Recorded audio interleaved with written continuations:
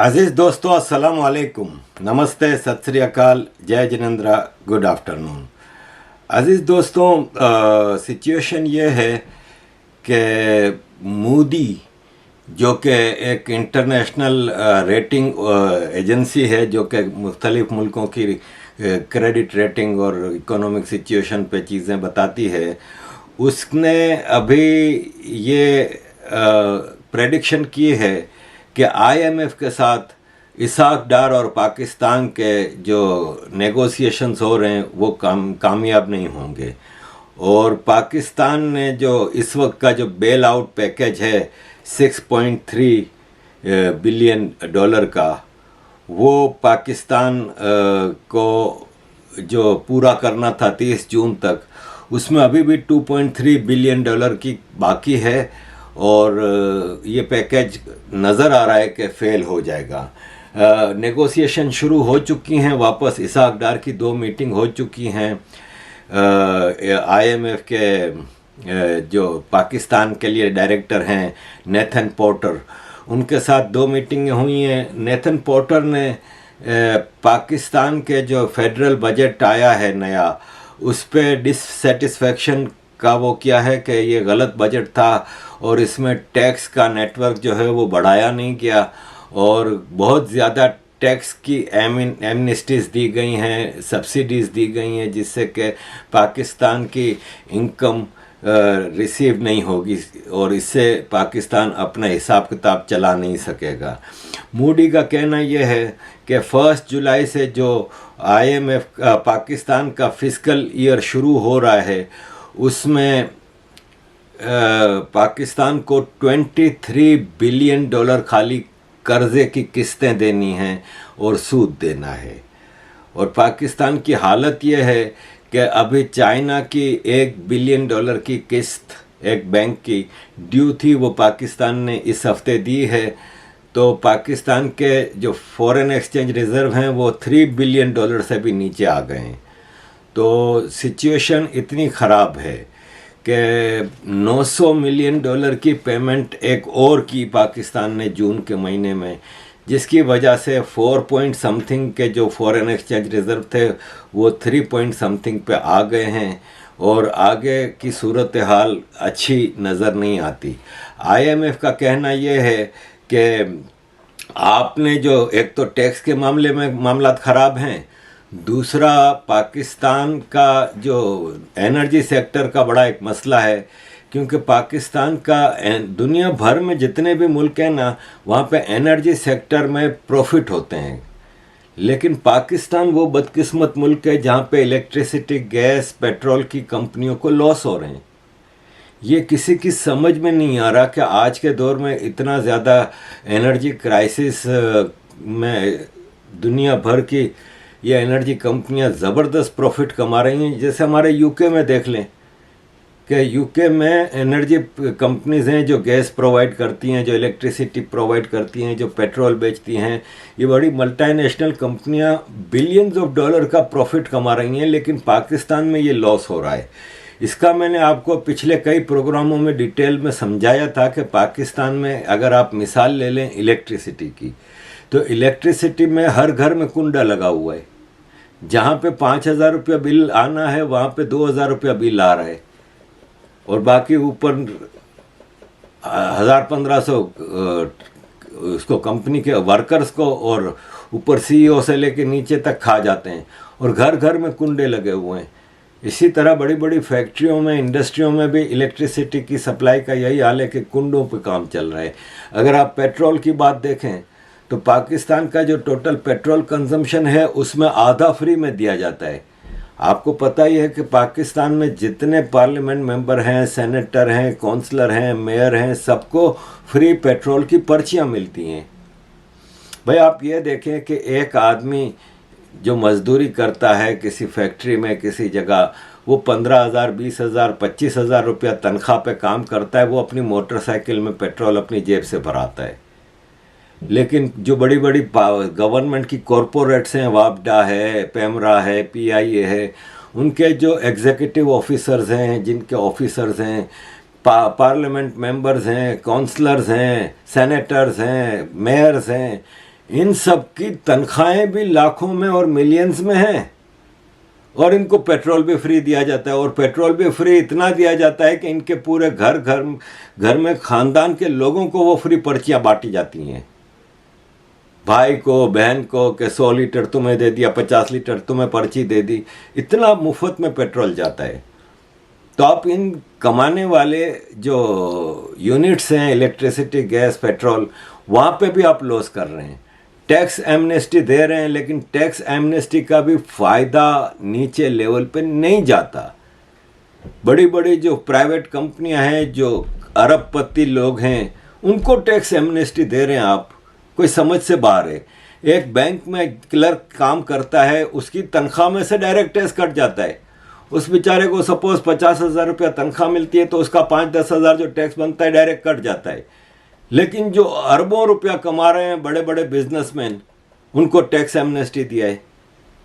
फिर ये एक मिसाल ले लें आपके, हमारे जो डिफेंस मिनिस्टर हैं ख्वाजा आसिफ, वो कह रहे हैं कि पाकिस्तान में खाली जो टोटल इनकम है ना पाकिस्तान की,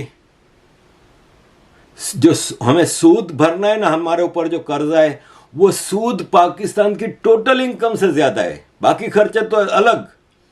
उन्होंने कहा कि हमारे बजट में 60% हम सूद भर रहे हैं, तो हम आगे कैसे बढ़ें। बाकी टैक्स चोरी की इन्होंने बात की। इन्होंने कहा कि बड़ी बड़ी कंपनियों के सीईओज जो हैं वो 30-30, 35-35 लाख रुपए की सैलरी लेते हैं, फैसिलिटीज अलग, जबकि हमारे मुल्क का एक एक बाल कर्जे में जकड़ा हुआ है। वो डिफेंस मिनिस्टर ख्वाजा आसिफ ने एक प्राइवेट कंपनी की रिपोर्ट पेश की, जिसमें बताया कि रियल इस्टेट सेक्टर जो है वो 500 अरब रुपए का टैक्स नहीं देता। 500 अरब रुपए का मतलब 50,000 करोड़ रुपए का टैक्स नहीं देता। और इसमें ऐसे लोग हैं, ये ख्वाजा आसिफ कह रहे हैं डिफेंस मिनिस्टर, इसमें ऐसे लोग भी मौजूद हैं जिनका नाम लेना भी मना है, जैसे मलिक रियाज।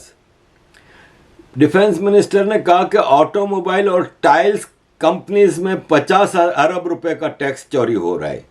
ऑटो लिब्रिकेंट्स 56 अरब रुपए का टैक्स चोरी हो रहा है। फार्मास्यूटिकल 65 अरब रुपए, चाय की इंपोर्ट में 45 अरब रुपए का टैक्स चोरी हो रहा है। स्टील के शोबे में 30 अरब रुपए चोरी हो रहा है। यान के सेक्टर में 222 अरब रुपए की चोरी हो रही है। अब कोई इन भाई साहब से पूछे कि भाई साहब आप ये शिकवे कर रहे हो, आप तो गवर्नमेंट हो, आप तो डिफेंस मिनिस्टर हो, आपका ये शिकवा बनता नहीं है, आप इसको रोकें। अब आप अगर गवर्नमेंट इसको नहीं रोकेगी तो कौन आके रोकेगा फिर? मतलब कोई क्रिकेटर आके रोकेगा या कोई टीवी का एक्टर आके रोकेगा? भाई आप गवर्नमेंट हो, आप मिनिस्टर ऑफ डिफेंस हो, आप शिकवे कर रहे हो। और आप अपने फाइनेंस मिनिस्टर, जो कि बिल्कुल ही डफर है, किसी काम का नहीं है, उसके अंदर काबिलियत इतनी भी नहीं है कि वो एक कंपनी में अकाउंटेंट की जॉब कर सके। वो पूरे पाकिस्तान 22-23 करोड़ लोगों के कंट्री का फाइनेंस मिनिस्टर बना हुआ है।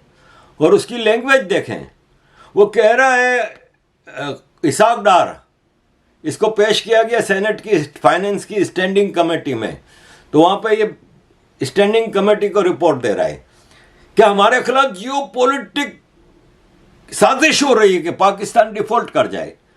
अबे पाकिस्तान को बाहर के दुश्मनों की जरूरत नहीं है, पाकिस्तान के जनरल्स काफी हैं पाकिस्तान को तबाह करने में। किसी ने बाहर से साजिश नहीं की है। बम धमाका होता है तो राह ने कराया है, मोसाद ने कराया है, CIA ने कराया है। फाइनेंशियली आप बैंकरप्ट हो रहे हो तो दुनिया साजिश कर रही है। भाई दुनिया इसमें आपका पैसा आके कहां से ले गई? दुनिया तो आपको मदद कर रही है, IMF पैसा दे रही है, पूरी दुनिया से आपने कर्जा लिया हुआ है, इसमें साजिश कहां से आ गई? धमकियां दे रहे हैं IMF को कि हम एक आजाद मुल्क हैं, हम तुम्हारा डिक्टेशन कबूल नहीं करेंगे, हमारे बजट के ऊपर तुम हमें डिक्टेशन क्यों दे रहे हो? अबे तुम आजाद मुल्क कहां से हो गए? पूरी दुनिया के कर्जे में डूबे हुए हो। मैं एक आम आदमी लंदन में रहता हूं, अगर मैं 5 बैंकों के कर्जे में हूं, गाड़ी कर्जे पे ली हुई है, घर कर्जे पे लिया हुआ है, मेरे बच्चों के पास, सबके पास क्रेडिट कार्ड है, वो माइनस में जा रहे हैं, बीवी के पास माइनस में जा रहा है, और 50 जगह से कर्ज लिया हुआ है, मैं आजाद हूं क्या? मैं तो बंधा हुआ हूं, जकड़ा हुआ हूं। तो यही हाल पाकिस्तान का है।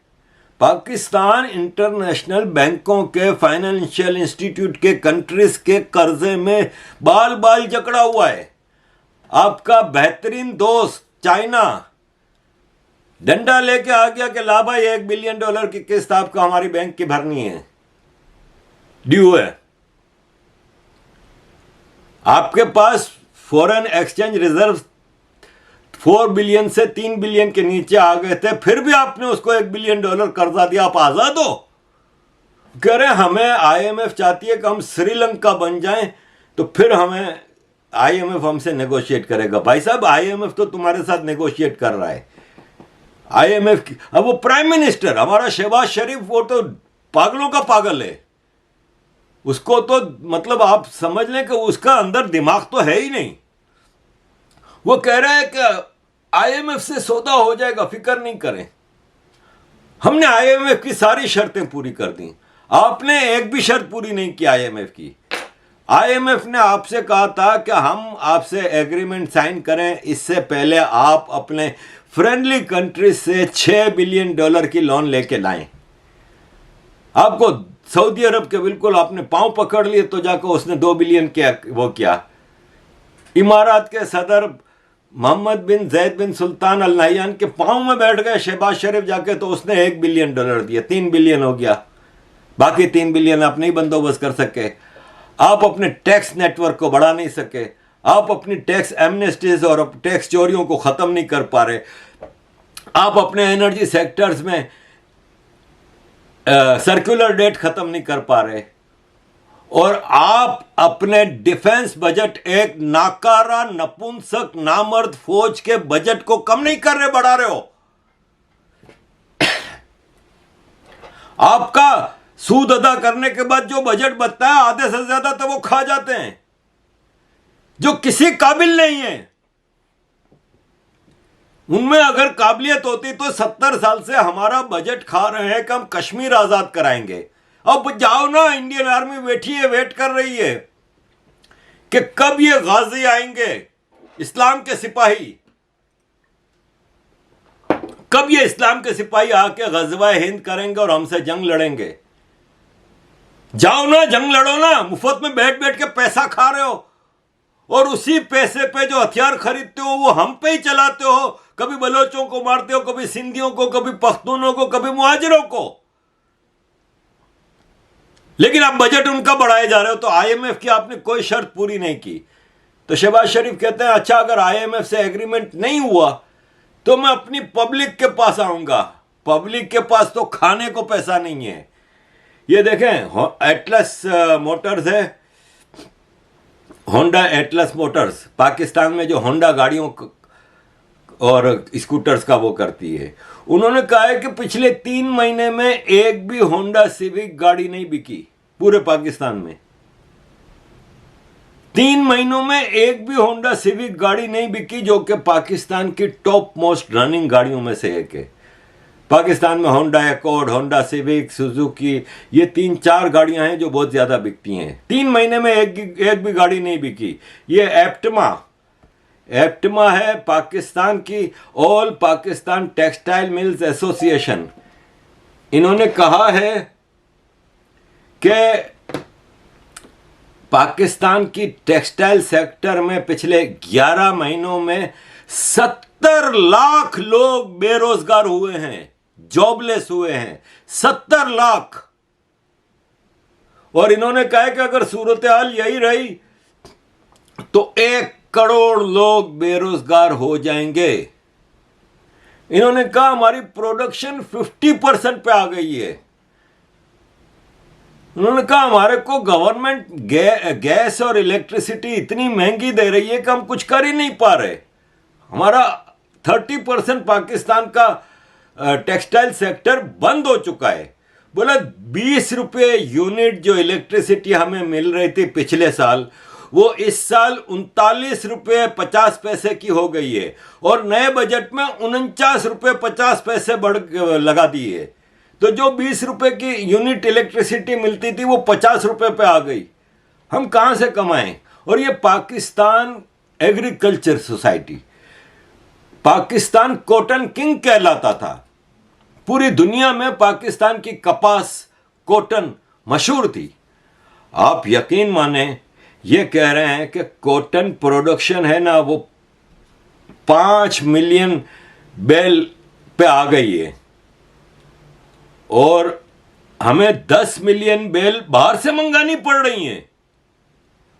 Pakistan used to be an exporter of cotton, वो बाहर से मंगानी आ रही है, गंदुम बाहर से आ रही है, और आपके पास और तो कुछ बनता नहीं है। आप एग्रीकल्चर बेस्ड सोसाइटी थे, आपका गंदुम कॉटन भी अब बाहर से आ रहा है।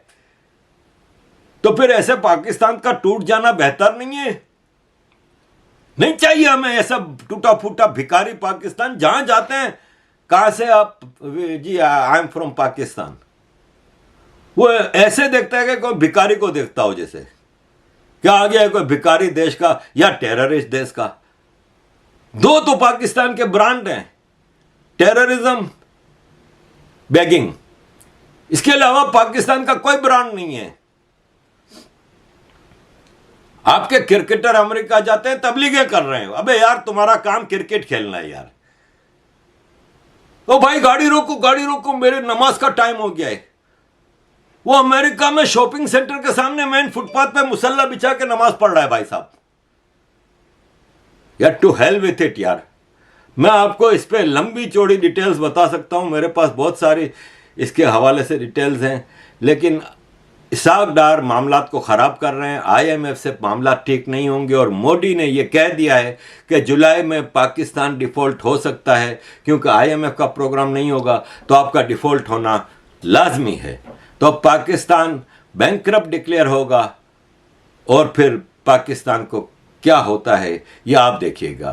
थैंक यू वेरी मच अजीज दोस्तों for all your support. Keep supporting.